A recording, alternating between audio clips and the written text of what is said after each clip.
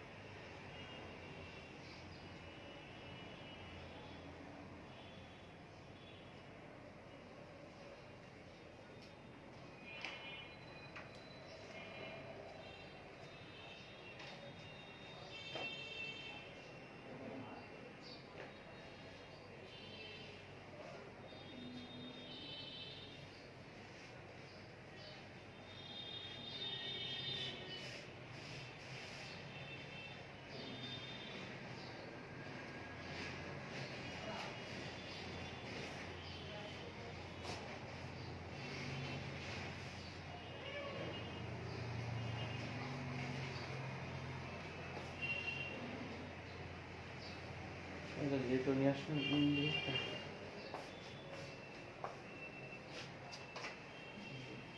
লেটু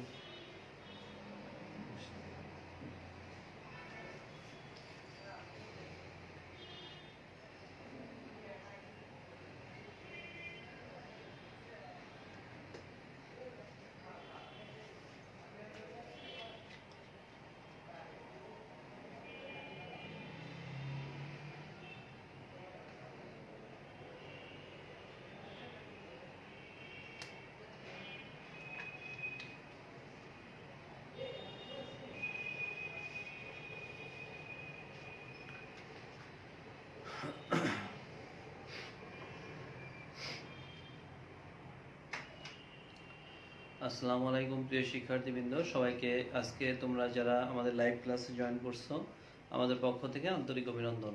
তোমরা জানো যে আমরা অর্গানিক কেমিস্ট্রির খুবই গুরুত্বপূর্ণ টপিক অর্থাৎ আমাদের আইসোমারিজম বা সমানতা এই সমস্ত বিষয় নিয়ে আমরা আজকে আলোচনা করব। গত ক্লাসে আমরা শ্রেণীবিভাগ আলোচনা করছিলাম, আজকে আমরা এগুলো নিয়ে ডিটেলস আলোচনা করব, সুন্দর করে নোট করতে হবে। তো প্রিয় শিক্ষার্থীবৃন্দ, তোমরা জানো যে আমাদের সমানতা বা আইসোমারিজমকে আমরা প্রধানত দুইটা শ্রেণীতে ভাগ করেছিলাম। তার মধ্যে প্রথমটা নিয়ে আজকে আমরা আলোচনা করব, সেটা হলো স্ট্রাকচারাল আইসোমারিজম অর্থাৎ গাঠনিক সমানতা।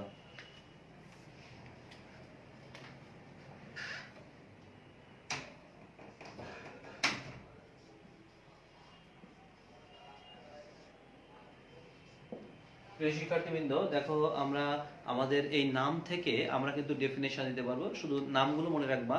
আমাদের প্রথম যে সমানতা নিয়ে আমরা আলোচনা করব তার নাম হচ্ছে স্ট্রাকচারাল আইসোমারিজম বা গাঠনিক সমানতা।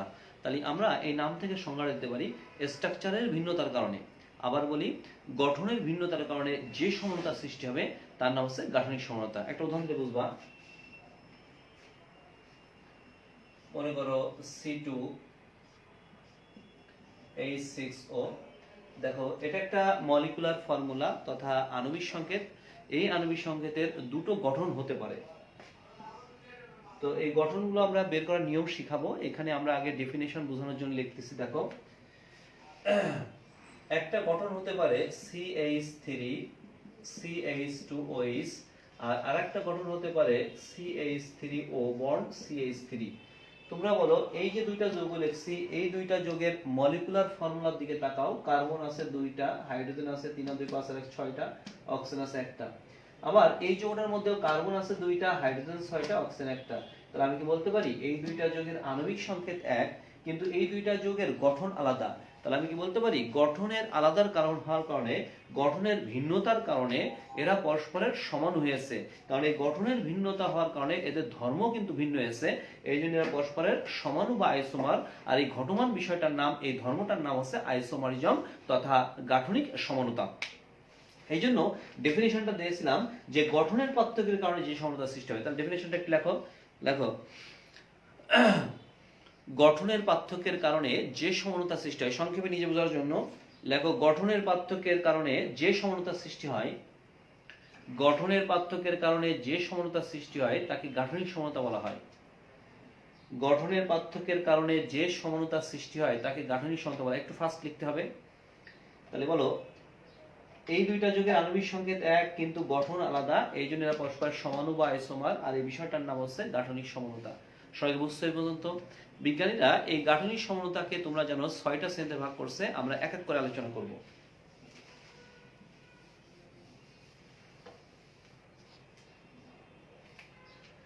এক নাম্বার লেখো চেন বা শিকল সমানতা। শিকল সমানতা, চেন বা শিকল সমানতা। তো প্রিয় শিক্ষার্থীবৃন্দ দেখো, এটাও কিন্তু আমরা এই নাম থেকে ডেফিনেশন দিতে পারবো। কার্বন চেনের পার্থক্যের কারণে, কার্বন শিকলের পার্থক্যের কারণে যে সমানতা সৃষ্টি হবে তাকে কার্বন শিকল সমানতা বা চেন সমানতা বা শিকল সমানতা বলা হবে। তাহলে ডেফিনেশনটা একটু লেখো। লেখো, কার্বন শিকলের পার্থক্যের কারণে, কার্বন শিকলের পার্থক্যের কারণে যে সমানতা সৃষ্টি হয় তাকে কার্বন শিকল সমানতা বলা হয়। কার্বন শিকলের পার্থক্যের কারণে যে সমানতা সৃষ্টি হয় তাকে কার্বন শিকল বা চেন সমানতা বলা হয়। একটু ফার্স্ট লেখো, কার্বন শিকলের পার্থক্যের কারণে যে সমানতা সৃষ্টি হয় তাকে কার্বন শিকল তথা চেন সমানতা বলা হয়। হয়েছে? এখন মজার বিষয় হচ্ছে মেইনলি এগুলো কিভাবে আসবে। তোমাকে একটা যৌগ দিয়ে থাকবে, বলবে এটা কি সমানতা প্রদর্শন করে সেগুলো ব্যাখ্যা করো, এরকম ভাবে প্রশ্ন। তাহলে তুমি কিভাবে বুঝবা, মানে কোনটা চেন সমানতা দেবে কোনটা কি সমানতা দেবে এটা বুঝবো কিভাবে? তো দেখো, এটা মনে রাখার জন্য এই নিয়ম, এটা একটু মনে রাখতে হবে। স্টার চিহ্ন দিয়ে লেখো বা নোট দিয়ে লেখো। লেখো, কারা কারা চেন সমানতা দেবে। লেখো, যারা এই সমানতা দিবে। কারা কারা দিবে? অ্যালকেন, মনে থাকবে, সম্পৃক্ত হাইড্রোকার্বন অ্যালকেন এই সমানতা দেবে। এছাড়া আমাদের 1 ডিগ্রি অ্যালিফেটিক অ্যামিন, মনে থাকবে, 1 degree aliphatic amine, aliphatic amine হয়েছে লেখা। এরপর হচ্ছে অ্যালকাইল হ্যালাইড, মেইনলি যেটা দেবে সেটা হচ্ছে অ্যালকেন। এছাড়াও 1 ডিগ্রি অ্যালিফেটিক অ্যামিন এবং অ্যালকাইল হ্যালাইড এরাও কিন্তু আমাদের চেন সমানতা প্রদর্শন করে। মনে থাকবে, অবজেক্টিভ আসতে পারে নিচের কোনটি চেন সমানতা প্রদর্শন করে? মেইন হচ্ছে অ্যালকেন, মেইন হচ্ছে অ্যালকেন। এছাড়াও আমরা অ্যাডমিশন টেস্টের জন্য আরো 2টা লিখে দিলাম, এটা বইতে নাই। তো প্রিয় শিক্ষার্থীবৃন্দ, আমরা এই চেন সমানতা কিভাবে লিখব সেটা বোঝার জন্য কিছু বেসিক লিখে দিচ্ছি। দেখো, লেখো নোট, নোট লেখো খুব ভালো করে, রোমান সংখ্যা 1 দিয়ে লেখো। প্রদত্ত সংকেত থেকে কার্বন পরমাণুগুলোকে, একটু ফাস্ট লিখতে হবে, অনেক বেসিক কথাবার্তা বলতেছি, বইতে কিন্তু এরকম লেখা না। প্রদত্ত সংকেত থেকে কার্বন পরমাণুগুলোকে যতভাবে বিন্যাস করা সম্ভব ততভাবে বিন্যাস করতে হবে। প্রদত্ত সংকেত থেকে কার্বন পরমাণুগুলোকে যতভাবে বিন্যাস করা সম্ভব ততভাবে বিন্যাস করতে হবে। হয়েছে লেখা? আরেকবার বলি, প্রদত্ত সংকেত থেকে কার্বন পরমাণুগুলোকে যতভাবে বিন্যাস করা সম্ভব ততভাবে বিন্যাস করতে হবে। 2 নাম্বার, বিন্যাসিত কার্বনের হাতগুলো অর্থাৎ যোজনীগুলো H দ্বারা পূর্ণ করতে হবে। বিন্যাসিত কার্বনের হাতগুলো অর্থাৎ যোজনীগুলো হাইড্রোজেন দ্বারা পূর্ণ করতে হবে। 3 নাম্বার পয়েন্ট, সবশেষে সমাণুগুলোর কমন বা ইউপ্যাক নাম লিখতে হবে। এটা কিন্তু খুবই গুরুত্বপূর্ণ। সবশেষে সমাণুগুলোর কমন মানে সাধারণ আর ইউপ্যাক নাম লিখতে হবে। সকালে লেখা আছে, একটু ফাস্ট লিখতে হবে, অনেক কথা। তো প্রিয় শিক্ষার্থীবৃন্দ দেখো, আমরা এক এক করে এটা ব্যাখ্যা করতেছি। আমরা একটা উদাহরণ লিখলাম এখানে, দেখো C4H10। পরীক্ষার সময় এই যৌগটা দিয়ে বলল যে এর কি ধরনের সমানতা প্রদর্শন করে এবং সম্ভাব্য সমাণুগুলো লেখো। এমনকি বুয়েট অ্যাডমিশন টেস্টেও আসতে পারে যে এই পদার্থটা কি সমানতা প্রদর্শন করে এবং সম্ভাব্য সমাণুগুলো লিখো, এরকম হতে পারে। অথবা বলে দিতে পারে এটা কি সমানতা প্রদর্শন করবে। তো বলো, এই যে যৌগটা আছে এই যৌগটা কি সমানতা প্রদর্শন করে এটা বোঝার জন্য এই যৌগটা আসলে কি সেটাকে বের করতে চাই। তুমি জানো এই যে যৌগটা লিখছি এটা নিশ্চয়ই কোনো একটা, যেহেতু একটা অর্গানিক সাবস্টেন্স সেহেতু কোনো একটা সমগোত্র শ্রেণীর সমগোত্র বা আমাদের সদস্য, সেহেতু এর একটা জেনারেল ফর্মুলা থাকবে। এই যৌগটার সাধারণ সংকেত হলো CnH10+2। দেখছো এই যৌগটা এই সমীকরণটাকে স্যাটিসফাই করে। দেখছো 4 × 8 = 10।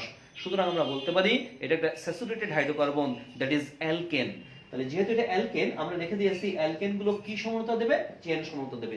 সবাই কি ব্যাপারটা বুঝতে পারছো? তাহলে অ্যালকেন গুলো চেন সমতা দেবে। তো কিভাবে দেবে নোট লিখে দিয়েছি।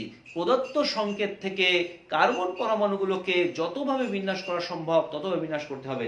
প্রদত্ত সংকেতে কার্বন আছে 4টা, যতভাবে বিন্যাস করা সম্ভব। দেখো এ একটা বিন্যাস সম্ভব, দেখছো? দেখো এ একটা বিন্যাস সম্ভব। দেখো আর কোনোভাবে কিন্তু তুমি বিন্যাস করতে পারবে না, যেভাবে বিন্যাস করো না কেন তুমি যখন 3 নাম্বার পয়েন্টে নমিনক্লেচার করবা প্রত্যেকটা যৌগের নাম তখন একই হয়ে যাবে। দেখছো বিন্যাস করলাম। এবার বিন্যাসিত কার্বনের হাতগুলো হাইড্রোজেন দ্বারা পূর্ণ করব। দেখো বিন্যাসিত কার্বনের হাতগুলো আমরা হাইড্রোজেন দ্বারা পূর্ণ করব। অর্গানিক এর ক্ষেত্রে তুমি জানো কার্বনের ভ্যালেন্সি 4 হবে, এখানে 1 আছে, আমাদের 4টা বাকি। দেখছো বিন্যাসিত কার্বনের হাতগুলো আমরা হাইড্রোজেন দিয়ে পূর্ণ করলাম। তাহলে এগুলো হাইড্রোজেন দিয়ে পূর্ণ করলাম। দেখো এগুলো হাইড্রোজেন দিয়ে পূর্ণ করলাম। প্রিয় শিক্ষার্থীবৃন্দ এই যে সংকেতটা লিখছি এটা হলো সম্প্রসারিত গাঠনিক সংকেত, মনে থাকবে? এটা হলো সম্প্রসারিত গাঠনিক সংকেত। তুমি এরকম লিখতে পারো, হ্যাঁ এরকম লিখতে পারো, অথবা সংকুচিত অবস্থায় লিখতে পারো। প্রিয় শিক্ষার্থীবৃন্দ এটা হলো সম্প্রসারিত গাঠনিক সংকেত। এটা দেখতে তোমাদের আবার একটু ঝামেলা হতে পারে, এই জন্য আমরা সংকুচিত লিখতেছি, তাহলে বুঝতে সহজ হবে। দেখো 4টা কার্বন দিয়ে যৌগটা লিখলাম সম্পৃক্ত CH3, তারপরে দেখো CH2 আছে, তারপরে দেখো CH2, তারপরে আছে CH3। তবে পরীক্ষার সময় যে কোনো একটা লিখবো, হয় এটা লিখবো না হলে এটা লিখবা। দেখো এটার ক্ষেত্রে লিখতেছি আমরা, দেখো CH3, তারপর CH, এরপরে বন্ড দিয়ে এখানে হচ্ছে CH3, তারপরে হলো CH3। প্রিয় শিক্ষার্থীবৃন্দ লক্ষ্য করো আমরা লিখলাম, আমাদের 2 number point complete. 3 number point হচ্ছে কমন অর ইউপ্যাক নাম লিখতে হবে। যদি কমন নাম লেখো তাহলে যৌগটার নাম হচ্ছে N-বিউটেন, আর যদি তুমি ইউপ্যাক নাম লেখো তাহলে শুধু হচ্ছে বিউটেন, মনে থাকবে? N-বিউটেন অথবা শুধু বিউটেন। যদি তুমি কমন নাম লেখো তাহলে এই যৌগটার নাম হচ্ছে, লক্ষ্য করো মনে আছে, যদি কোনো কার্যকারীমূলক না থাকে তাহলে যে কোনো দিক থেকে 2 নাম্বার কার্বনে যদি একটা মিথাইল মূলক থাকে তখন সেটাকে আইসো যৌগ বলা হয়, মনে আছে? তাহলে যৌগটার নাম হলো আইসোবিউটেন। আর যদি তুমি ইউপ্যাক নাম লেখো, IUPAC ইউপ্যাক নাম লেখো তাহলে যৌগটার নাম হচ্ছে 1 2 3, দেখো 2 মিথাইল, দেখছো 2 মিথাইল প্রোপেন। তো তুমি বলো এই দুইটা যৌগ যেহেতু ভিন্ন সেহেতু এদের নামও ভিন্ন হবে। দেখো নামও ভিন্ন, সুতরাং বোঝা গেল যে আমাদের উদ্দীপকে যে যৌগটা দেওয়া আছে তার সম্ভাব্য সমানও আমরা বের করতে পারছি। এবং দেখো এটা আর এটার মধ্যে খেয়াল করে একটু, প্রিয় শিক্ষার্থীবৃন্দ এর গঠন আর এর গঠন একই রকম না, গঠনের ভিন্নতা, সুতরাং এটা গাঠনিক সমানতা। যেহেতু এই গঠনের ভিন্নতা হয়েছে কেন, কার্বন চেনের পার্থক্যের কারণে। এর কার্বন চেন কিন্তু এক না, এখানে লং চেন আছে, এখানে কোনো ব্রাঞ্চ চেন নাই, এখানে ব্রাঞ্চ চেন অর্থাৎ চেনের পার্থক্য, যার জন্য এর নাম রাখা হয়েছে চেন সমানতা বা কার্বন শিকল সমানতা। আশা করি ব্যাপারটা বুঝতে পারছো কার্বন শিকল সমানতাটা কেমন।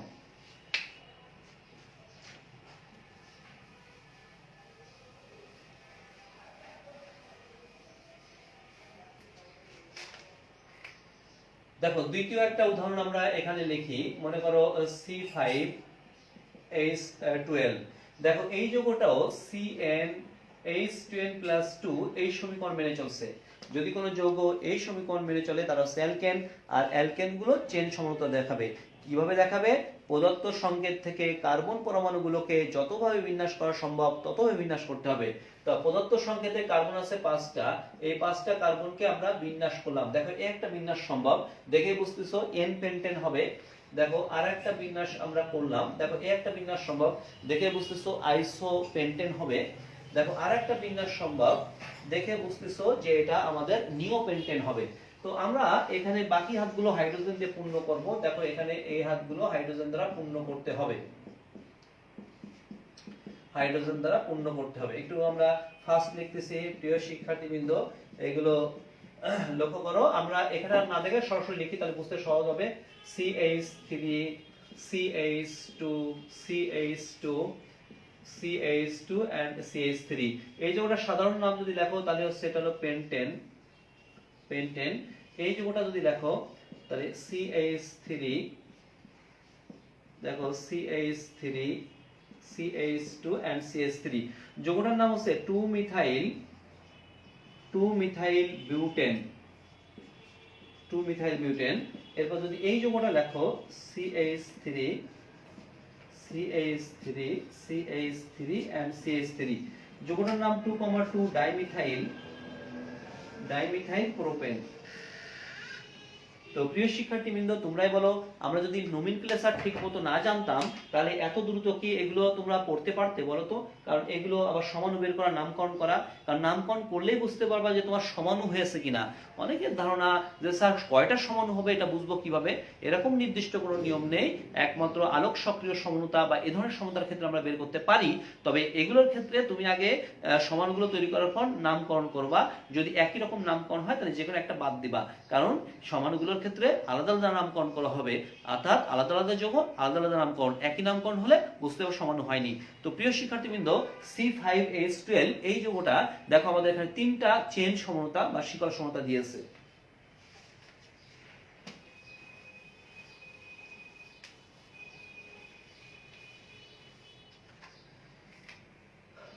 দেখো আরো অনেক উদাহরণ, C6H14, দেখো এই যৌগটাও CnH10+2 এ ধরনের সমীকরণ মেনে চলছে। প্রিয় শিক্ষার্থীবৃন্দ, অফলাইন না হলে আসলে এই যে আমরা এটা করতে দিতাম, এখন তোমাদের খাতা দেখতাম, কিন্তু যেহেতু ওই অফলাইন হচ্ছে না অনলাইন, এই জন্য আমাকেই সলভ করে দেওয়া লাগতেছে। যৌগটা হচ্ছে CnH10+2 সমীকরণ মেনে চলছে, দ্যাট মিনস অ্যালকেন, যেহেতু অ্যালকেন সেহেতু চেন সমতা দেখাবে। প্রদত্ত সংকেত থেকে কার্বন পরমাণুগুলোকে বিন্যাস করলাম। দেখো এ একটা বিন্যাস সম্ভব, নাম হচ্ছে N-হেক্সেন। দেখো এ একটা বিন্যাস সম্ভব, লক্ষ্য করো একটু, একটা বিন্যাস সম্ভব 2 মিথাইল পেন্টেন। দেখো এ একটা বিন্যাস সম্ভব, দেখো এ একটা বিন্যাস সম্ভব, নাম হচ্ছে 3 মিথাইল পেন্টেন। দেখো এ একটা বিন্যাস সম্ভব, দেখছো 2,3 ডাইমিথাইল বিউটেন। এবং দেখো আরো অনেক বিন্যাস সম্ভব আছে কিনা আমরা একটু দেখতে চাই। দেখো এ একটা বিন্যাস সম্ভব, অর্থাৎ 2,2 ডাইমিথাইল বিউটেন। এরকম 1 2 3 4 5 পাঁচটা আসছে এই ক্ষেত্রে। দেখো পাঁচটা সমাণু আমরা এই ক্ষেত্রে পেয়েছি, দেখছো পাঁচটা সমাণু আমরা এই ক্ষেত্রে পেয়েছি। দেখো মিলছে কিনা, তোমাদেরও কয়টা হয়েছে দেখো একটু, পাঁচটা সমাণু হয়েছে কিনা একটু দেখো, তোমাদের পাঁচটা সমাণু হয়েছে কিনা দেখো। যদি এর বাইরে হয় তাহলে দেখবা যে নামকরণ করলে বোঝা যাবে। আমি কি আর নামকরণ করবো নাকি? পারবো না এটা, এটার নামকরণ বাকি হাতগুলো হাইড্রোজেন দিয়ে পূর্ণ করো। দেখো এখানে যদি এরকম লেখো, আমি আর লিখলাম না, বাসায় পূর্ণ করো, এগুলা বাসায় এগুলো পূর্ণ করো। যেহেতু প্রিয় শিক্ষার্থীবৃন্দ সময় কম, এই জন্য আমি আর কিন্তু হাইড্রোজেন দিয়ে নামকরণ করলাম না, নিজেরাই নামকরণটা করো। হাইড্রোজেন বসায় দাও, এখানে হাইড্রোজেন বসায় দাও, এখানে হাইড্রোজেন বসায় দাও।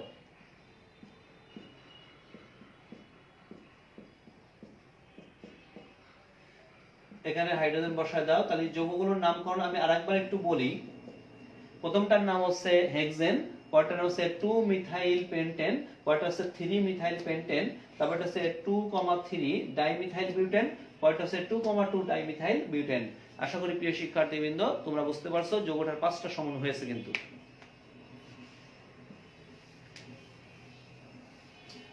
এটা ইম্পর্টেন্ট ছিল, সুন্দর করে বাসায় এটা লিখে কিন্তু নামকরণ করবো। আবারও বলতেছি, খাতায় কিন্তু উঠানো থাকতে হবে, আবার বলি খাতায় কিন্তু উঠানো থাকতে হবে। তো প্রিয় শিক্ষার্থীবৃন্দ দেখো আমরা আরেকটা যৌগ লিখবো C4H11N। দেখো এই একটা যৌগ, দেখছো, দেখে বুঝতে পারতেছো যৌগটা অর্গানিক মানে জৈব যৌগ, কিন্তু হাইড্রোকার্বন না, এর মধ্যে নাইট্রোজেন চলে আসছে। তার নাইট্রোজেন গঠিত কোনো যৌগ, তার মানে এর মধ্যে ফাংশনাল গ্রুপ আছে। তো এই ফাংশনাল গ্রুপ যুক্ত যৌগের নাম গাঠনিক সংকেত কিভাবে বের করতে হয়, লেখো এখানে স্টার চিহ্ন দিয়ে লেখো। লেখো কার্যকারী মূলক বিশিষ্ট যৌগের গাঠনিক সংকেত নির্ণয়। কার্যকারী মূলক বিশিষ্ট যৌগের গাঠনিক সংকেত নির্ণয়। কার্যকারী মূলক বিশিষ্ট যৌগের গাঠনিক সংকেত নির্ণয়। রোমান সংখ্যা 1 দিয়ে লেখো। প্রদত্ত সংকেত থেকে লেখো, প্রদত্ত সংকেত থেকে আগে কার্যকারী মূলকটি লিখতে হবে। প্রদত্ত সংকেত থেকে আগে কার্যকারী মূলকটি লিখতে হবে।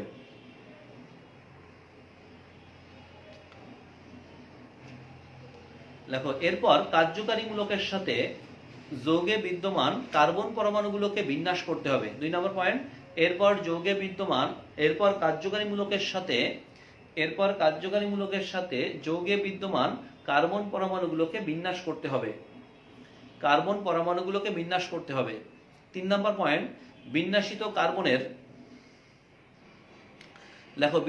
কার্বনের যোজনীগুলো H দ্বারা পূর্ণ করতে হবে।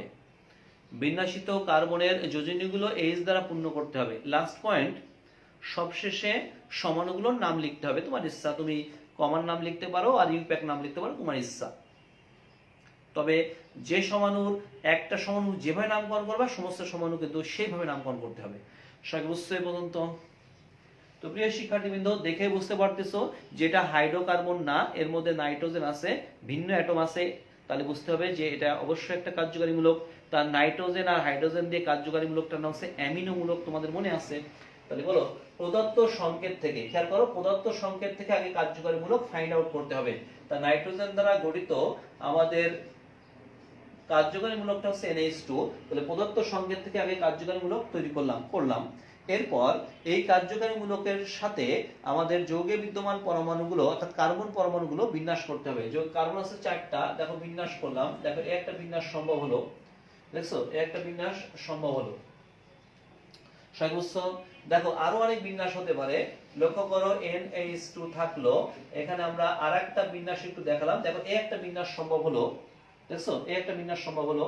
প্রিয় শিক্ষার্থীবৃন্দ, দেখো আরো বিন্যাস সম্ভব হলো, দেখো আরো বিন্যাস সম্ভব হলো। সব কার্বন চেঞ্জ হচ্ছে, কিন্তু কার্বন চেঞ্জ করতেছি, লক্ষ্য করো একটু। তার মানে বোঝা গেল যে আমাদের কিতাবগুলোতে লেখা আছে যে শুধু অ্যালকেন গুলো আমাদের চেন সম্মত দেখা হবে, এটা ভুল ইনফরমেশন প্রিয় শিক্ষার্থীবৃন্দ। তাহলে আমরা যেটা লিখে দিচ্ছি মনে রাখার চেষ্টা করবা। দেখো আমরা কার্বন চেনের কিন্তু আরো চেঞ্জ আনতে পারি, লক্ষ্য করে একটু, কার্বন চেঞ্জের আমরা আরো এরকম ভাবে দেখো চেঞ্জ করতে পারি। দেখো এই একটা আমরা চেঞ্জ করলাম, দেখছো প্রিয় শিক্ষার্থীবৃন্দ। এটা যদি আমরা হাইড্রোজেন দ্বারা পূর্ণ করি, দেখো এটাকে এরকম লেখা যাবে CH3 CH2 and CH2 and NH2, দেখছো কার্যকারী মূলক বিশিষ্ট চেন বা শিকল। যৌগটার নাম হচ্ছে N-বিউটাইল অ্যামিন, ঠিক আছে, N-বিউটাইল অ্যামিন প্রিয় শিক্ষার্থীবৃন্দ, অথবা 1-অ্যামিনো বিউটেন, যে কোনো একটা, যে নামকরণ করবা সব কিন্তু একই নামকরণ করতে হবে। প্রিয় শিক্ষার্থীবৃন্দ, যদি এই যৌগটাকে করি, দেখো আমরা CH3 and CH2 and NH2, তোমাদের কি মনে আছে যে কার্যকারী মূলক যেদিকে থাকবে তার বিপরীত দিক থেকে 2 নাম্বার কার্বনে যদি মিথাইল মূলক থাকে তখন সেটাকে আইসো কম্পাউন্ডস বলা হয়। মনে আছে গত ক্লাসে শিখেছি, এটা নিয়ে খুবই ঝামেলা আছে, এজন্য এটা আগে শিখেছি। এর নাম হচ্ছে আইসোবিউটাইল অ্যামিন, মনে আছে আইসোবিউটাইল অ্যামিন। অথবা ইউপ্যাক নাম যদি লিখতে চাও তাহলে 1-অ্যামিনো 2 মিথাইল প্রোপেন, 1-অ্যামিনো 2 মিথাইল প্রোপেন, ইচ্ছা তোমার। তো লক্ষ্য করো একটু, আমরা আরেকটা যৌগ লিখছি, দেখো প্রিয় শিক্ষার্থীবৃন্দ, দেখো তো আমাদের এখানে কার্যকারীমূলক দেখতে পাচ্ছো, এখানে লক্ষ্য করো কার্যকারীমূলক সরাসরি 3 ডিগ্রি কার্বনে যুক্ত, সুতরাং এটাকে টারশিয়ারি বলা হয়, মনে আছে, টারশিয়ারি বিউটাইল অ্যামিন, দেখছো টারশিয়ারি বিউটাইল অ্যামিন। অথবা যৌগটার ইউপ্যাক নাম যদি বলো 2-অ্যামিনো 2 মিথাইল প্রোপেন। প্রিয় শিক্ষার্থীবৃন্দ, দেখো আমরা আরেকটা যৌগ লিখছি, দেখো এখানে কার্যকারীমূলক সরাসরি 2 ডিগ্রি কার্বনে যুক্ত, দেখছো কার্যকারীমূলক সরাসরি 2 ডিগ্রি কার্বনে যুক্ত। তো কার্যকারীমূলক যদি 2 ডিগ্রি কার্বন যুক্ত থাকে তখন তুমি জানো সেই যৌগগুলোকে সেকেন্ডারি কম্পাউন্ড বলা হয়, অর্থাৎ সেক্স যৌগ বলা হয়। তাহলে আমি কি বলতে পারি, এটা হলো সেক বিউটাইল অ্যামিন। তো প্রিয় শিক্ষার্থীবৃন্দ, ইউপ্যাক নাম বলতে পারো 2-অ্যামিনো বিউটেন, দেখছো এটা হলো 1-অ্যামিনো বিউটেন, এটা হলো 2-অ্যামিনো বিউটেন। যদি কিনা ইউপ্যাক নাম বলো তাহলে বুঝতে পারতেছো অত্যন্ত গুরুত্বপূর্ণ বুয়েট অ্যাডমিশন টেস্টের জন্য, যে কোনো অ্যাডমিশন টেস্টের জন্য, বোর্ড পরীক্ষার জন্য, অবজেক্টিভের জন্য, একাডেমিক ইয়ারের জন্য খুবই গুরুত্বপূর্ণ এটা। দেখছো এটা চেন সমত দেখা যাচ্ছে, দেখো এটা এটার মধ্যে কার্বন শিকলের পার্থক্য, এগুলো আর এটার মধ্যে কার্বন শিকলের পার্থক্য, এটা এটার মধ্যে কার্বন শিকলের পার্থক্য। তাহলে আমি কি বলতে পারি, এগুলো সবাই চেন সমত প্রদর্শন করে অ্যামিন।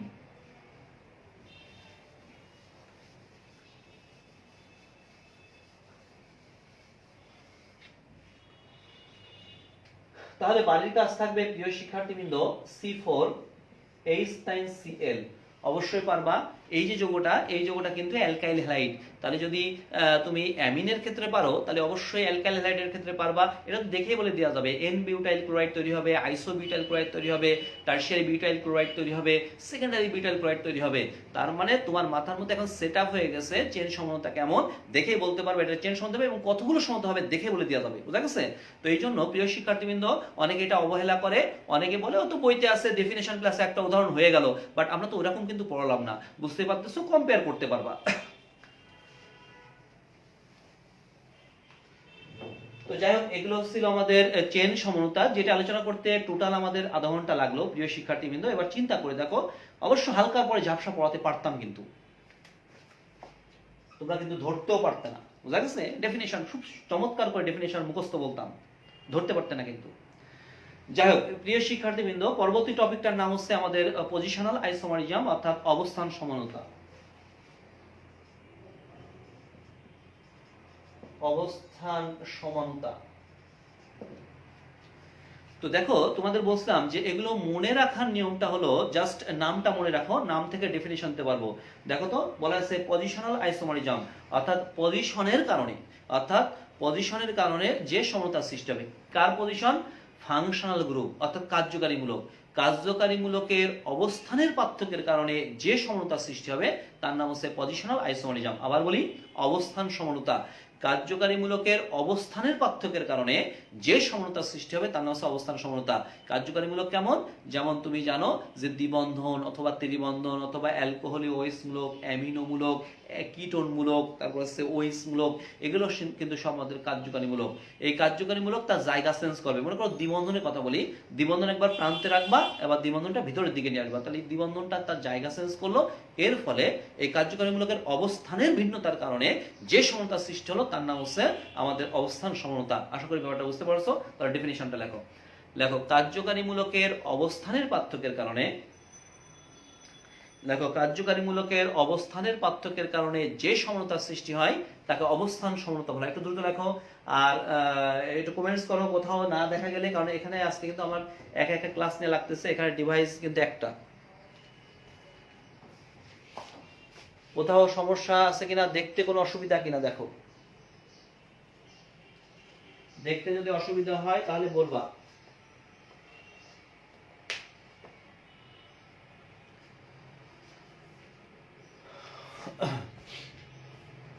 তো প্রিয় শিক্ষার্থীবৃন্দ, দেখো আমাদের টপিকটা ছিল অবস্থান সমতা। আমরা ডেফিনিশনটা বলছি যে কার্যকারীমূলকের অবস্থানের পার্থক্যের কারণে যে সমতার সৃষ্টি হয় তার নাম হচ্ছে অবস্থান সমতা। হয়েছে লেখা সবার?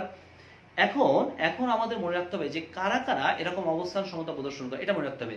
লেখো, যারা এই অবস্থান সমতা দিবে, নোট লেখো, যারা এই অবস্থান সমতা গুলো দেবে। কারা কারা দিবে এই অবস্থান সমতা? দেখো, অ্যালকিন এরা অবস্থান সমতা দিবে, অ্যালকাইন এরা অবস্থান সমতা দেবে, অর্থাৎ অ্যালকিন, অ্যালকাইন এরা কিন্তু সব অবস্থান সমতা দেবে।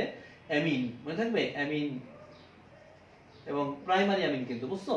অ্যামিন বা 1 ডিগ্রি অ্যামিন, মনে থাকবে, 1 ডিগ্রি অ্যামিন তারা কিন্তু অবস্থান সমতা প্রদর্শন করবে।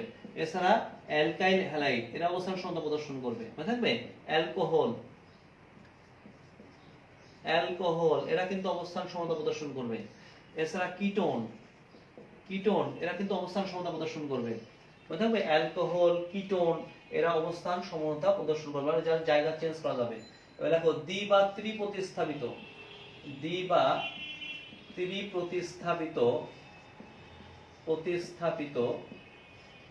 ত্রিপ্রতিস্থাপিত বেনজিন জাতক, মনে থাকবে। এইগুলো মনে রাখলে হবে যে কারা কারা আমাদের অবস্থান সমতা দেবে। এগুলো আমাদের অবজেক্টিভেও আসতে পারে, আবার সাবজেক্টিভে আসতে পারে। অ্যালকিন দেবে, অ্যালকাইন দেবে, 1 ডিগ্রি অ্যামিন দেবে, আরএক্স দেবে, অ্যালকোহল দেবে, কিটোন দেবে, দ্বি বা ত্রিপ্রতিস্থাপিত বেনজাতক এরা সবাই কিন্তু আমাদের অবস্থান সমতা প্রদর্শন করবে। তো দেখো, আমরা এক এক করে আলোচনা করলাম, লেখা হয়েছে সবার। তাহলে আমরা এক এক করে আলোচনা করি। প্রথমে আমরা অ্যালকিনের কথা বলি। অ্যালকিন লেখো, অ্যালকিনের ক্ষেত্রে দেখাই। দেখো, একটা উদাহরণ লিখলাম, C4H8। দেখো, এই যৌগটা CN এবং H10 মেনে চলে। যদি কোনো যৌগ এরকম সমীকরণ মেনে চলে তাহলে বুঝতে হবে তারা হচ্ছে অ্যালকিন। আর যদি যৌগটা অ্যালকিন হয় তাহলে প্রথমটা হচ্ছে সে অবস্থান সমতা দেবে। যদি বলা হয় যৌগটার অবস্থান সমতা ব্যাখ্যা করো, খুবই সিম্পল। যদি বলে যৌগটার সমানুতা ব্যাখ্যা করো, তাহলে যত রকমের সমানু আছে সব দেখাতে হবে, কিন্তু মনে থাকে জানো কিন্তু ঝামেলা আছে। তো মনে করো যৌগটা যেহেতু অবস্থান সমতা দেখাচ্ছি, এই জন্য লক্ষ্য করো প্রদত্ত সংকেত থেকে কার্বন পরমাণুগুলোকে বিন্যাস করবা। তো দেখো কার্বন পরমাণু আমরা এই ক্ষেত্রে বিন্যাস করলাম, দেখছো? যেহেতু অ্যালকিন সেহেতু এর মধ্যে অসম্পৃক্ততা বিদ্যমান, দ্বিবন্ধন প্রান্তে রাখলাম। আবার দেখো বিন্যাস করার পর দ্বিবন্ধন ভিতরে নিয়ে আসলাম। খেয়াল করো একটু, তাহলে বলো এখানে 4টা কার্বন আছে, এখানেও 4টা কার্বন আছে, দ্বিবন্ধনটা 1 নম্বরে আছে, দ্বিবন্ধনটা 2 নম্বরে আছে। দেখছো দ্বিবন্ধন অর্থাৎ কার্যকারীমূলক দ্বিবন্ধন, দ্বিবন্ধনটা তার জায়গা চেঞ্জ করছে। এই জায়গা চেঞ্জের কারণে এরা পরস্পরের সমান হয়ে গেছে, কারণ ধর্ম ভিন্ন হয়েছে। এবার বাকি হাতগুলো হাইড্রোজেন দিয়ে পূর্ণ করব। এখানে কার্বন 2টা হাত হয়েছে আর 2টা হাত বাকি, এখানে 1টা হাত বাকি, এখানে 2টা হাত বাকি, এখানে 3টা হাত বাকি, এখানে 3টা হাত বাকি, এখানে 1টা হাত, এখানে 1টা হাত, এখানে 3টা হাত বাকি। এবার দেখো আমি এখানে হাইড্রোজেন দিয়ে পূর্ণ করলাম CH3 CH2 CH double bond CH2। এবার দেখো যদি আমি এটা লিখি তাহলে CH3 CH double bond CH bond হচ্ছে CH3। তোমরা বলো এই যে দুইটা যৌগ, এই দুইটা যৌগের আণবিক সংকেত এক, দেখছো আণবিক সংকেত এক, কিন্তু তাদের গঠন ভিন্ন। গঠন ভিন্ন হয়েছে কেন? কারণ হলো কার্যকারীমূলক দ্বিবন্ধন তার জায়গা চেঞ্জ করছে, অর্থাৎ কার্যকারীমূলক দ্বিবন্ধনের অবস্থানের পার্থক্যের কারণে এদের গঠনটা ভিন্ন হয়েছে। এই জন্যই প্রথমত এটা গাঠনিক সমানতা, আর দ্বিতীয়ত হলো কার্যকারীমূলক তার অবস্থানের চেঞ্জের কারণে এখানে সমানু সৃষ্টি হয়েছে, এই জন্য নাম রাখা হয়েছে অবস্থান সমানতা। তাহলে যৌগটার নাম হচ্ছে বিউটিন অন বা অন বিউটিন, অন বিউটিন বা বিউটিন অন। এটা হচ্ছে আমাদের 2 বিউটিন, 2 বিউটিন অথবা বিউটিন 2। সবাই কি ব্যাপারটা বুঝতে পারছো? তো যদি বলে এই যৌগটার অবস্থান সমতা ব্যাখ্যা করো, হয়ে গেল। কিন্তু যদি বলে যৌগটার সম্ভাব্য সমাণু, তার মানে যৌগটা কি কি সমাণু হতে পারে, একটু খেয়াল করো প্রিয় শিক্ষার্থীবৃন্দ। যদি এরকম দেয় তাহলে কিন্তু কঠিন হয়ে গেল তোমার জন্য। যদি এরকম দেয়, এরকম দেয় তাহলে কঠিন হয়ে গেল। দেখো অন্যান্য সমাণু, অন্যান্য সমাণু এগুলো কিন্তু অবস্থান সমাণু না। এই যৌগটার অন্যান্য সমাণু, এই দুইটা হলো তার অবস্থান সমানুতা। প্রিয় শিক্ষার্থীবৃন্দ এই দুইটা হলো তার অবস্থান সমানুতা। আর যদি অন্যান্য সমাণু দেয় তাহলে প্রদত্ত সংকেত থেকে কার্বন পরমাণুগুলো বিন্যাস করতে হবে। আমরা আমাদের ওইখানে আমরা বিন্যাস দেখিয়েছি দুইটা, এই যে দুইটা, আর একটা বিন্যাস দেখালাম। দেখো এই একটা বিন্যাস সম্ভব। বাকি হাতগুলো হাইড্রোজেন দিয়ে পূর্ণ করো প্রিয় শিক্ষার্থীবৃন্দ। দেখো এখানে হাইড্রোজেন দ্বারা পূর্ণ করলাম। তাহলে লক্ষ্য করো এই যৌগটাকে যদি আমি লিখি তাহলে দেখো CH3 ডবল বন্ড CH2। দেখো এই যৌগটার মধ্যে কার্বন আছে 4টা, হাইড্রোজেন আছে 3 আর 3 6 7 8টা, দেখছো, এবং দ্বিবন্ধন আছে। তাহলে যৌগটার নাম হচ্ছে 2 মিথাইল প্রোপিন। বলো সম্ভব কিনা? হ্যাঁ সম্ভব। তাহলে C4H8 এই যৌগটা দেখো অলরেডি 3টা সমান হয়ে গেছে। তার মানে অবস্থান সমানুতা হচ্ছে পরস্পর 2টা, আর এখানে এই একটা সমাণু চলে আসলো, এটা কিন্তু অবস্থান সমানুতা না। টোটাল এই যৌগটার এই একটা সমাণু। দেখো আরো হতে পারে, আরো এটা কি লেখা হয়েছে? প্রদত্ত সংকেত থেকে কার্বন পরমাণু বিন্যাস করতে হবে। দেখো বিন্যাস করলাম প্রিয় শিক্ষার্থীবৃন্দ, দেখো বিন্যাস করলাম, প্রদত্ত সংকেত থেকে কার্বন পরমাণু বিন্যাস করলাম। বিন্যাসিত কার্বনের হাতগুলো হাইড্রোজেন দিয়ে পূর্ণ করতে হবে। দেখো হাইড্রোজেন দিয়ে পূর্ণ করলাম প্রিয় শিক্ষার্থীবৃন্দ, দেখো পূর্ণ করলাম। বলো পূর্ণ যদি করি তাহলে যে যৌগটা তৈরি হলো তার সংকেতের দিকে তাকাও। বলো যৌগটার মধ্যে কার্বন আছে 4টা, হাইড্রোজেন আছে কিন্তু 8টা, দেখছো? তাহলে C4H8 ওই যৌগটার কিন্তু এই সমন্বয়টা হতে পারে, যেটার নাম হচ্ছে সাইক্লোবিউটেন। দেখছো যেটার নাম হচ্ছে সাইক্লোবিউটেন। প্রিয় শিক্ষার্থী কিন্তু দেখো মিললো কিনা? যৌগটার নাম হচ্ছে সাইক্লোবিউটেন, দেখো মিললো কিনা? হয়েছে লেখা?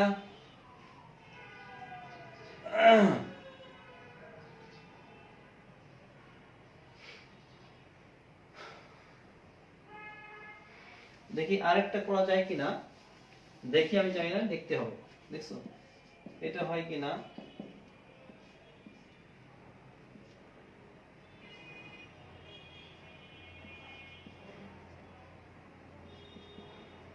দেখো 1 2 3 4 5 6, না এটা হবে না, এটা হবে না। তাহলে মোট 4টা সমাণু হলো। C4H8 এই যৌগটা 4টা সমাণু হলো, বাট অবস্থান সমতল দেখিয়েছি। এরপরে দেখো অ্যালকাইন, অ্যালকাইন, এই যে অ্যালকাইন, একটা উদাহরণ দিই C4H6। দেখো এই যৌগটা CnH10 - 2 মেনে চলে। যদি কোনো যৌগ CnH10 প্লাস 2 মেনে চলে তাহলে হচ্ছে চেইন সমতা দেই, যদি CnH10 মেনে চলে তাহলে অবস্থান সমতা, আবার CnH10 মাইনাস 2 যদি মেনে চলে তাও কিন্তু অবস্থান সমতা দেয়, কারণ এই যৌগটার মধ্যে ট্রিপল বন্ড আছে। তাহলে প্রদত্ত সংকেত থেকে কার্বন পরমাণু বিন্যাস করলাম, দেখো এই যে হলো বিন্যাস, এরপরে হচ্ছে এর মধ্যে যেহেতু ট্রিপল বন্ড আছে এই যে লিখলাম, বিন্যাসিত কার্বনের হাতগুলো হাইড্রোজেন দিয়ে পূর্ণ করতে হবে। দেখো ট্রিপল বন্ড কার্যকারীমূলক প্রান্তে রাখছি, এবার ভিতরে নিয়ে আসছি।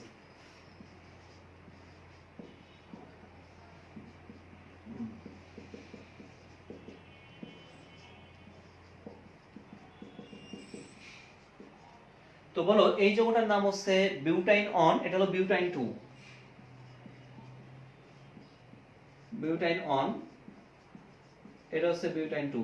তাহলে তোমরা বলো এই যে দুইটা যৌগ, এই দুইটা যৌগে কার্যকারীমূলক একই, কিন্তু কার্যকারীমূলক দেখো একই রকম, কার্যকারীমূলক ভিন্ন না, কিন্তু কার্যকারীমূলক সেম, কিন্তু কার্যকারীমূলকের পজিশন ভিন্ন। তাহলে কার্যকারীমূলকের অবস্থান ভিন্ন হওয়ার জন্য এই যে সমতা সৃষ্টি হলো, এদেরকে পরস্পরের অবস্থান সমতা বলা হয়। আরো লেখা যায়, নিজেরাও করতে পারবা এটা, নিজেরাও এর কিন্তু অন্যান্য সমনও আছে, বুঝা গেছে? সাইক্লিক কম্পাউন্ডস হবে, সাইক্লিক কম্পাউন্ডস হবে এরকম।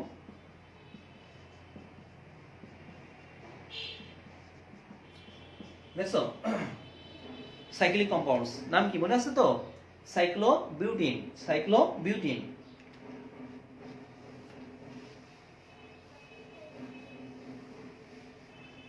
এরপর আছে দেখো 1 ডিগ্রি অ্যামিন। প্রিয় শিক্ষার্থীবৃন্দ দেখো 1 ডিগ্রি অ্যামিনের কথা বলা হয়েছে, মনে করো C3H9N।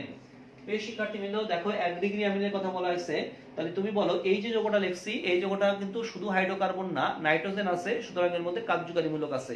সো নাইট্রোজেন দ্বারা গঠিত কার্যকারীমূলক তুমি জানো NO2 হতে পারে, NH2 হতে পারে, যেহেতু অক্সিজেন নাই সেহেতু অবশ্যই NH2। তাহলে প্রদত্ত সংকেত থেকে কার্যকারীমূলক লিখতে হবে, লিখলাম। এরপর যৌগটার মধ্যে কার্বন পরমাণুগুলোকে এই কার্যকারীমূলকের সাথে বিন্যাস করতে হবে, করলাম। বিন্যাসিত কার্বনের হাতগুলো হাইড্রোজেন দিয়ে পূর্ণ করতে হবে, করলাম। CH3 CH2 CH2 and NH2। দেখো কার্বন আছে আমাদের 3টা, হাইড্রোজেন আছে 3 আর 2 5 আর 2 7 8 9টা, দেখছো মিললো। তাহলে বলো আমি যেহেতু আমাদের অবস্থান সমতা দেখাবো, সেহেতু এই কার্যকারীমূলকটা এবার 1 নম্বরে না রেখে 2 নম্বরে লিখবো। দ্যাট মিন্স এরকম লিখবো, লক্ষ্য করো একটু, এরকম লিখবো। তাহলে আমরা এটাকে লিখতে পারি CH3 CH NH2 and CH3। তো তুমি বলো যৌগটার নাম বলতে পারবো on amino propane, on amino amino amino propane, propane. এটা হচ্ছে 2 অ্যামিনো প্রোপেন, বুঝা গেছে? ভিন্ন নাম বলতে পারো, এন প্রোপাইল অ্যামিন বলতে পারো, এছাড়াও আমাদের আইসো প্রোপাইল অ্যামিন বলতে পারো, ইত্যাদি ইত্যাদি।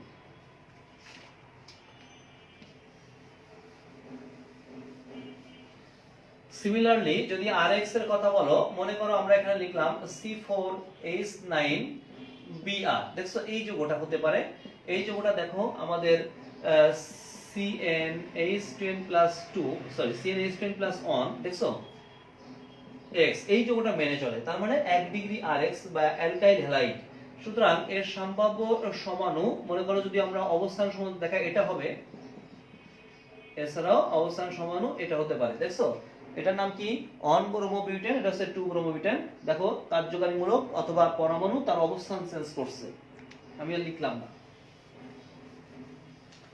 এরপর দেখো অ্যালকোহলের কথা বলছি, আমি একটু দ্রুত দেখাচ্ছি যেহেতু সময় কম। অ্যালকোহল, প্রিয় শিক্ষার্থীবৃন্দ অ্যালকোহলের কথা বলবো, যে অ্যালকোহলও কিন্তু অবস্থান সমতা দেখাবে। মনে করো আমরা একটা উদাহরণ লিখি, এই ক্ষেত্রে তোমার মনে করো এরকম দিতে পারি C3H8O। দেখো এই যৌগটা। তো প্রিয় শিক্ষার্থীবৃন্দ যখন এরকম সংকেত আসবে, অক্সিজেন আসছে, তখন বুঝবে এর মধ্যে কার্যকারীমূলক আছে।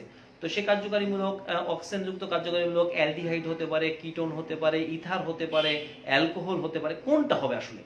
কার্বক্সিল মূলক হতে পারে। অক্সিজেন তো আমাদের ওএইচ এর মধ্যে আছে, ইথারের মধ্যে আছে, অ্যালডিহাইডের মধ্যে আছে, কিটোনের মধ্যে আছে, কার্বক্সিল মূলকের মধ্যে আছে, ইত্যাদি ইত্যাদি। তাহলে এটা আসলে কি, এটা কোন কার্যকারীমূলক?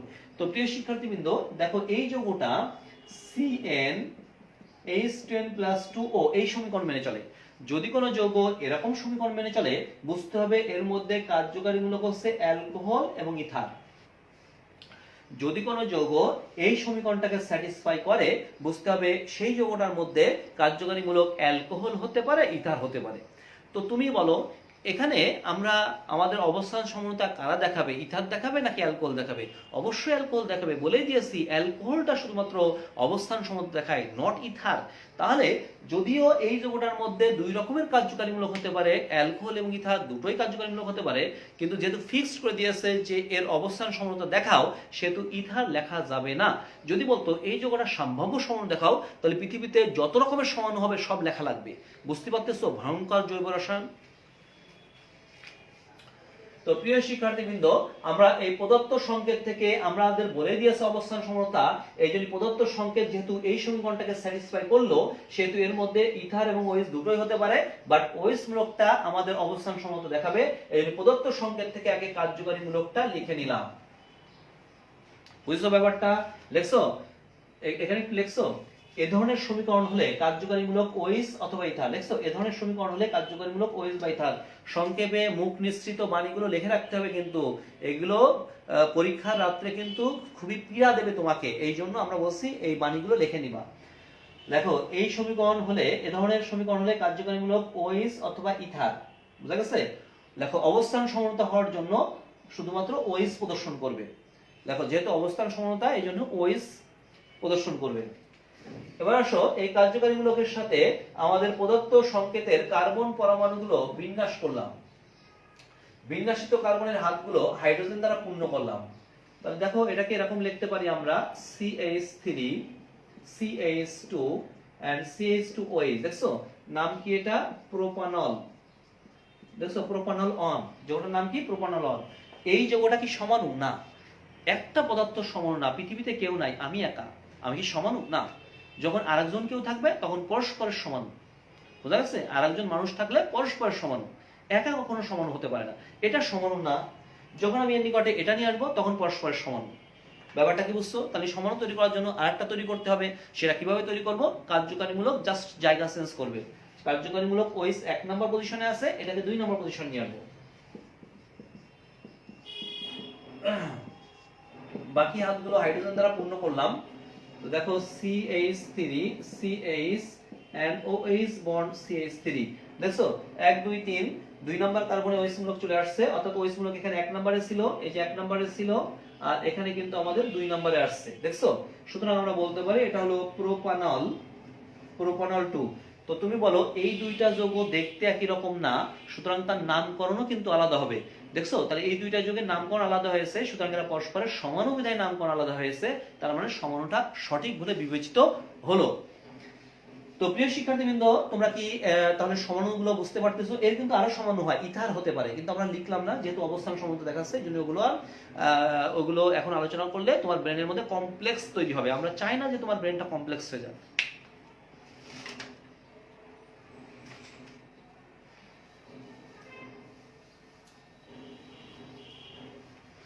তো প্রিয় শিক্ষার্থীবৃন্দ, আমাদের পরবর্তীটা আছে, দেখো কিটোনও কিন্তু অবস্থান সমতা দেখাবে। তাহলে কিটোন তো আমরা একটা উদাহরণে যাই। মনে করো C3H6O।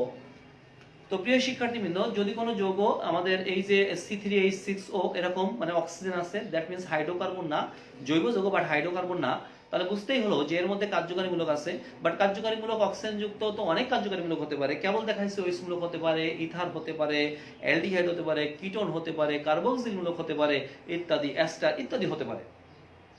তাহলে কোনটা আসলে? তো কোনটা আসলে তার জন্য তো নিশ্চয়ই আমাদের বেসিক থাকবে। বেসিকটা হলো এই যৌগটা দেখো আমাদের CnH2NO এই সমীকরণ মেনে চলে। যদি কোনো যৌগ এরকম সমীকরণ মেনে চলে, দেখো এখানে n এর মান বসাও 3, 3 দুগুণে 6 অক্সিজেন। দেখছো? তাহলে যদি কোনো যৌগ এরকম সমীকরণকে স্যাটিসফাই করে, বুঝতে হবে তার মধ্যে কার্যকারী মূলক হচ্ছে অ্যালডিহাইড এবং কিটোন। মনে থাকবে অ্যালডিহাইড এবং কিটোন, মনে রাখবা। ও প্রিয় শিক্ষার্থীবৃন্দ, আমি একটু বৃহৎ যৌগ নিই, তাহলে বুঝতে আরো সহজ হবে। একটু বৃহৎ যৌগ নিলাম C5H10O। একটু বৃহৎ যৌগ নিলাম। প্রিয় শিক্ষার্থীবৃন্দ, একটু বৃহৎ যৌগ নিলে এটা বোঝাতে সহজ, কারণ তুমি জানো কিটোনের সমাণুই তৈরি হয়েছে 4 এর উপর থেকে। কিটোনের সমাণুই তৈরি হয় 4 এর উপর থেকে, এই জন্য আমি একটু বৃহৎ যৌগ নিলাম C5H10O। তাও দেখো এই যৌগটা এখানে n এর মান 5 বসাও, 5 দুগুণে 10, এখানে আছে, ঠিক আছে। তাহলে বল এই যৌগটা এই সমীকরণ মেনে চলে, সুতরাং এই যৌগটার মধ্যে কার্যকারীমূলক অ্যালডিহাইড কিটোন দুটোই হতে পারে। কিন্তু যেহেতু তোমাকে ফিক্সড করে দিয়েছে যে এই যৌগটার অবস্থান সমতা দেখাও, সেহেতু দুইটার বেশি করা যাবে না। কিন্তু যদি বলতো এই যৌগটার সম্ভাব্য সমাণু দেখাও, তাহলে যত রকমের সমাণু সম্ভব তত রকমের দেখাতে হবে। এটা কিন্তু 7-8টা সমতা দেখাতে পারে। তো এগুলো আমরা পরে আলোচনা করব। দেখছো, এ ধরনের সমীকরণ হলে কার্যকারীমূলক হবে অ্যালডিহাইড অথবা কিটোন। হয়েছে লেখা? লেখো শুধুমাত্র কিটোন অবস্থান সমতা দেখায়। লেখো শুধুমাত্র কিটোনই অবস্থান সমতা দেখায়। দেখো এদের মধ্যে কিটোন অবস্থান সমতা দেখায়। হয়েছে লেখা? তাহলে প্রদত্ত সংকেত থেকে কার্বন পরমাণু বিন্যাস করলাম, এরপরে তুমি প্রদত্ত সংকেত থেকে কার্যকারীমূলক লিখলাম। দেখছো, আর তুমি জানো কিটোন হচ্ছে এই কার্যকারীমূলকটা কিন্তু দ্বিযোজী।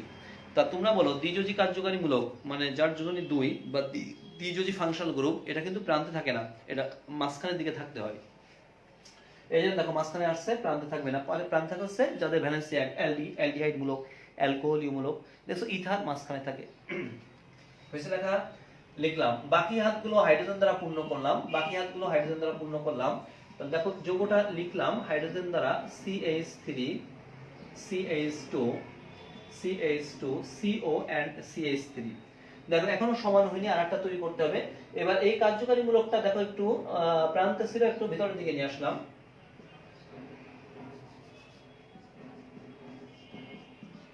দেখো বাকি হাতগুলো হাইড্রোজেন দ্বারা পূর্ণ করলাম। CH3 CH2 CO CH2 and CH3। প্রিয় শিক্ষার্থীবৃন্দ, এবার লক্ষ্য করো, দেখো এই দুইটা যৌগের আণবিক সংকেত এক, কিন্তু দেখো গাঠনিক সংকেত কিন্তু আলাদা। এর মধ্যে কার্বন আছে 5টা, গুণে দেখো, হাইড্রোজেন আছে 10টা, গুণে দেখো, অক্সিজেন আছে 1টা। এর মধ্যে কার্বন 5টা, হাইড্রোজেন 10টা, অক্সিজেন 1টা। দেখছো, শুধুমাত্র এখানে 1 নাম্বার 2 নাম্বার পজিশনে দেখো একটা কার্যকারীমূলক রাখা হয়েছে, আর এখানে দেখো 3 নাম্বার পজিশনে সেই কার্যকারীমূলকটা, অর্থাৎ এখানে সিও মূলক মানে কার্যকারীমূলকটা 2 নাম্বার পজিশনে, এখানে কার্যকারীমূলকটা 3 নাম্বার পজিশনে। তাহলে আমি কি বলতে পারি, শুধুমাত্র কার্যকারীমূলকের অবস্থানের ভিন্নতার কারণে এরা পরস্পর সমানু হয়েছে। এই জন্য এদেরকে পরস্পরের আমরা পজিশনাল আইসোমারিজম বা পজিশনাল আইসোমার বা অবস্থান সমানু বলতেছি। ঘটমান বিষয়টার নাম হচ্ছে অবস্থান সমানুতা। যৌগটার নাম লিখতে চাই, যৌগটার মধ্যে 5টা কার্বন আছে, তাহলে পেন্টেন, তার ইবাদ ওন, পেন্টানোন, পেন্টানোন 2। যৌগটার নাম পেন্টানোন 3। দেখছো দুইটা যৌগের নামও কিন্তু আলাদা হয়ে গেল। এখান থেকে সিদ্ধান্ত নিতে পারলাম যে আমাদের সমানগুলো লেখা ঠিক আছে। আশা করি প্রিয় শিক্ষার্থীবৃন্দ ব্যাপারটা বুঝতে পারছো। এর কিন্তু আরো অনেক সমানতা আছে, এটা আমরা অবস্থান সমানতা দেখালাম। হয়তো তোমাদের কোনো ফ্রেন্ড অন্য স্যারের কাছে পড়তে পারে, তারা বলতে পারে স্যার তো ভুল শিখালো, এর কি দুইটা সমানতা? তো অনেক সমানতা হতে পারে, অনেক সমানতা হতে পারে। আমি তো বললাম যে অনেক সমানতা হতে পারে, বাট আমরা তখন তুমি অ্যান্সার করবা যে স্যার আমরা এখানে অবস্থান সমতা পড়েছে, এই জন্য দুটো অবস্থান সমতা, বাট এর কিন্তু অ্যালডিহাইড দিয়ে অসংখ্য সমানতা হতে পারে, টটোমারিজম হতে পারে, তারপর হচ্ছে আমাদের কি বলে আমাদের ফাংশনাল গ্রুপ, ফাংশনাল আইসোমারিজম মানে কার্যকারীমূলক সমানতা হতে পারে, এরকম কিন্তু অসংখ্য সমানতা হতে পারে।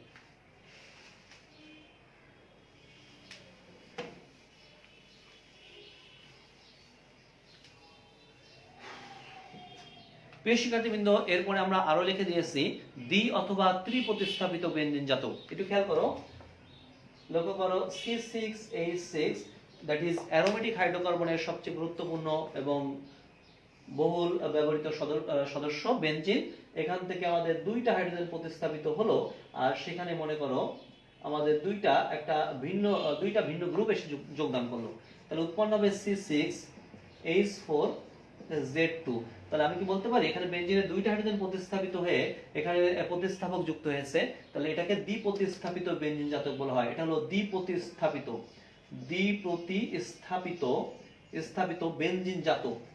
বেনজিন জাতক। আবার বোঝো, এটা হলো বেনজিন, এটা বেনজিন থেকে তৈরি হয়েছে, এই জন্য এটাকে বেনজিনের জাতক বলা হচ্ছে। আর এখানে 2টা হাইড্রোজেন প্রতিস্থাপিত হয়ে এটা তৈরি হয়েছে, এই জন্য এটাকে বলছি আমরা দ্বিপ্রতিস্থাপিত বেনজিন জাতক। ব্যাপারটা কি ক্লিয়ার? উদাহরণ C6H6, এখানে 2টা হাইড্রোজেন চলে যায়, সেখানে 2টা ক্লোরিন নিয়ে আসলাম, যৌগটার সংকেত দাঁড়ালো C6H4Cl2। দেখছো যৌগটার সংকেত দাঁড়ালো C6H4Cl2। তো তোমরা বলো যৌগটার নাম বেনজিন, এটা হলো তার জাতক, দুইটা হাইড্রোজেন প্রতিস্থাপিত হয়ে জাতকটা তৈরি হয়েছে, দুইটা হ্যালোজেন আসছে, দ্যাট ইজ ক্লোরিন। তাহলে আমি কি বলতে পারি ডাইক্লোরোবেনজিন। এই ডাইক্লোরোবেনজিন হচ্ছে বেনজিনের আমাদের একটা জাতক এবং দ্বি প্রতিস্থাপিত জাতক। সবাইকে ক্লিয়ার প্রিয় শিক্ষার্থীবৃন্দ? এখন আসো এদের সম্ভাব্য সমাণু। মনে রাখবা দ্বি অথবা ত্রি প্রতিস্থাপিত বেনজিন জাতকের তিনটা সমাণু হয়। দ্বি অথবা ত্রি প্রতিস্থাপিত বেনজিন জাতকের তিনটা সমাণু, এখানে লেখা রাখো, লেখো দ্বি অথবা ত্রি প্রতিস্থাপিত বেনজিন জাতকের তিনটি সমাণু হয়। এটা ফার্স্ট লিখতে হবে, লেখো দ্বি অথবা ত্রি প্রতিস্থাপিত বেনজিন জাতকের তিনটি সমাণু হয়। এসে লেখা একটা হলো, দেখো একটা হলো অর্থ, লেখো অর্থ, এই যে অর্থ সমাণু, অর্থ সমাণু যেটা কিনা আমাদের 1,2, দেখছো 1,2 বা অর্থ সমাণু। ফার্স্ট লেখো অর্থ সমাণু। এখানে এই অর্থ, এই অর্ধ মানে হচ্ছে নিকটতর, নিকটতর, বুঝে থাকবে। এই অর্থ কাকে বলবো আমরা? এটা হতে পারে দেখো আমাদের 1,2 হতে পারে অথবা 1,6 হতে পারে, এদেরকে অর্থ বলা হয়, বুঝে থাকবে। সবাইকে লেখা আছে একটা সমান হতে পারে মেটা সমান হতে পারে, মেটা এটাকে এম দিয়ে প্রকাশ করা হয়, মেটা সমাণু। এই মেটা সমাণু হচ্ছে 1,3 অথবা 1,5, মনে থাকবে 1,3 অথবা 1,5, এদেরকে বলছি আমরা মেটা সমাণু। এই মেটা মানে হচ্ছে একান্তর, একান্তর, এগুলো লিখে নিও। আচ্ছা এছাড়া প্যারা সমাণু হতে পারে, প্যারা দ্যাট ইজ পি সমাণু, পি সমাণু এটা 1,4, মনে থাকবে। এই এটা মানে হচ্ছে প্যারা, প্যারা মানে হচ্ছে দূরতম, প্যারা মানে হচ্ছে দূরতম। তো প্রিয় শিক্ষার্থীবৃন্দ, এত সব বেসিক কথাবার্তা বলতে গেলে তো সময় নষ্ট হবেই। আমরা কিন্তু কোনো গল্প টল্প করিনি, অলরেডি কিন্তু 55 মিনিট কিন্তু ক্লাস হয়ে গেছে, বুঝতে পারতেছো? তাহলে আমি বলো ফাঁকি দিয়ে কি আলোচনা করব? তাহলে যাদের শেষ হয়েছে তারা অবশ্যই ফাঁকি দিয়েছে, যারা বলে যে কেমিস্ট্রি শেষ অথবা অর্গানিক কেমিস্ট্রি অনেক দূরে চলে গেছে, ফাঁকি দিচ্ছে। প্রিয় শিক্ষার্থী কিন্তু ফাঁকি দিচ্ছি, কারণ আমি আমার কথার মধ্যে কিন্তু গল্প টল্প করি না, হয়তো তোমাদের উৎসাহ দেওয়ার জন্য মাঝে মাঝে একটু ভয় টয় দিই, এছাড়া কিন্তু কিছু না। সবাইকে লেখা হয়েছে?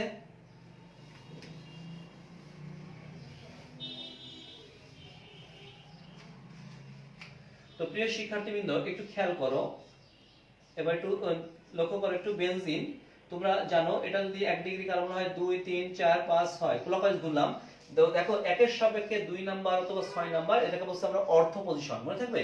তাহলে 1,2 অথবা 1,6 এটাকে বলছে অর্থ। এরপর দেখো 1 এর সাপেক্ষে 3 এবং 5, দেখো এটা হচ্ছে তার তুল্য অবস্থান, তাহলে 1 এর সাপেক্ষে 3 অথবা 1 এর সাপেক্ষে 5, এটাকে বলতেছি আমরা মেটা পজিশন।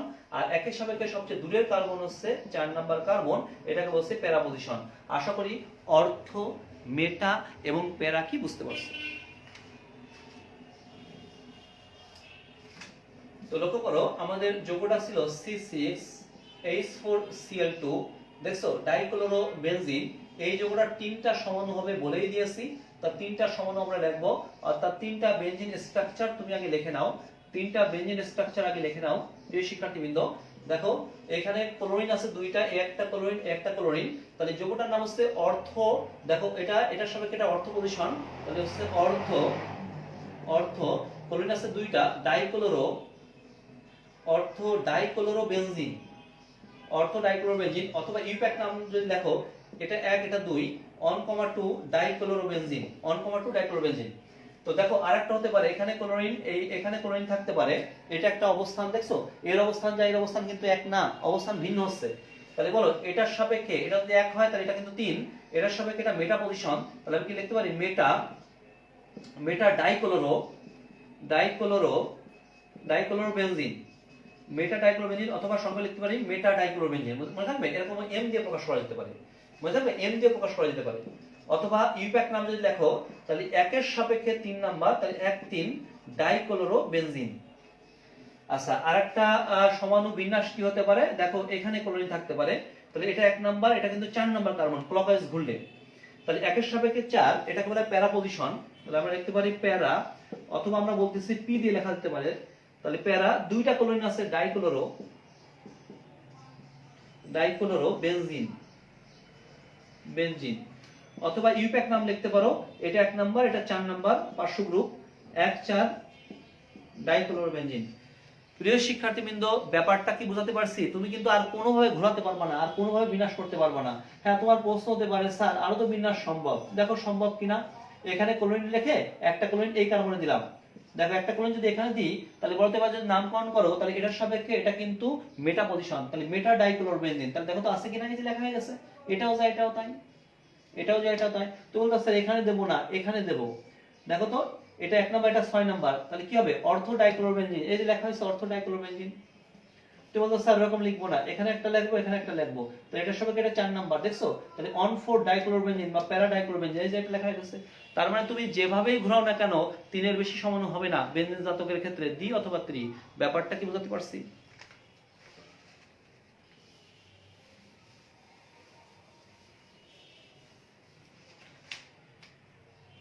মনে করো C6H4 ClCH3, দেখছো এখানে ভিন্ন ধর্মী দুইটি প্রতিস্থাপক আসছে, আসুক কোনো সমস্যা নেই।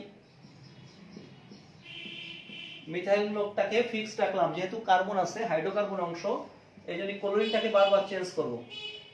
ক্লোরিনটাকে জায়গা চেঞ্জ করব, মিথাইল গ্রুপটাকে ফিক্সড রেখে ক্লোরিনটাকে চেঞ্জ করলাম। একই কথা, মানে যে কোনো একটা তোমার বোঝার সুবিধার্থে যে কোনো একটা। তাহলে বলো, দেখছো দ্বিপ্রতিস্থাপিত বেনজিন জাতক 3টা সমাণু হয়েছে। তাহলে বলো এটার নাম কি?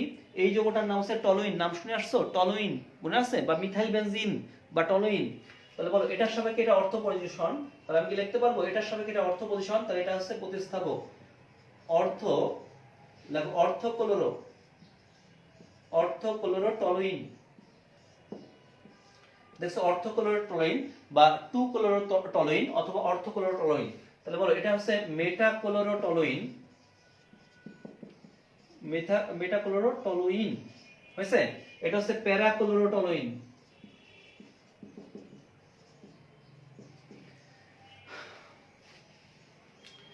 প্রিয় শিক্ষার্থীবৃন্দ, তোমরা কি তাহলে আজকের ক্লাসটা বুঝতে পারছো? সমানুতা, আমরা আমাদের সমানুতার প্রারম্ভিক অবস্থায় আছি কিন্তু, অর্থাৎ 2টা মাত্র সমাণু, অর্থাৎ গাঠনিক সমানুতা মোট 6টা, তার 2টা কেবল আলোচনা করলাম এবং কন্টিনিউয়াসলি অত্যন্ত স্পিডে কথা বলছি, তাই 2টা শেষ হয়েছে। প্রিয় শিক্ষার্থীবৃন্দ, ইচ্ছা করলে বইতে যেরকম আছে শুধু ডেফিনেশন দিয়ে একটা উদাহরণ দিয়ে শেষ করতে পারতাম। তারপরে আমরা এখানে ডিটেলস আলোচনা করছি, কারণ আমরা চাই না যে তুমি ইন্টারমিডিয়েট পরীক্ষার পরে অন্ততপক্ষে অ্যাটলিস্ট কেমিস্ট্রি সাবজেক্টের জন্য 25,000 টাকা দিয়ে বাসা টিচার হবে, এটা আমরা চাই না। বুঝা গেছে? তাহলে আমার কাছে 2 বছর ধরে কি পড়লাম? তো যাই হোক, আমরা আশা করি এই জিনিসটাকে কাজে লাগাবা এবং ভালোভাবে পড়াশোনা করবা। আর যে জিনিসটা সেটা হচ্ছে, আমরা আজকে তোমাদের কিন্তু ফোন দিব। অনেকের পেমেন্ট বাকি আছে, বারবার বলার আগে, এই জন্য পেমেন্টগুলো ক্লিয়ার করবা। দেখে বুঝতেছো, কারণ আমি এই যে ক্লাস নিতে যেয়ে প্রচন্ড কিন্তু পরিশ্রম হয়ে গেল। বুঝা গেছে? এরকম কিন্তু প্রচন্ড পরিমাণ স্পিডে কথা বলতে হলে পরিশ্রমের বিষয়। এই জন্য তোমরা পেমেন্ট ঠিকঠাক মতো ক্লিয়ার করবা এবং সবাই মেসেজ পাঠাবা, কোনো মেসেঞ্জারে নক করবো না, আমার নাম্বারে মেসেজ পাঠাবা। সবাইকে অসংখ্য ধন্যবাদ।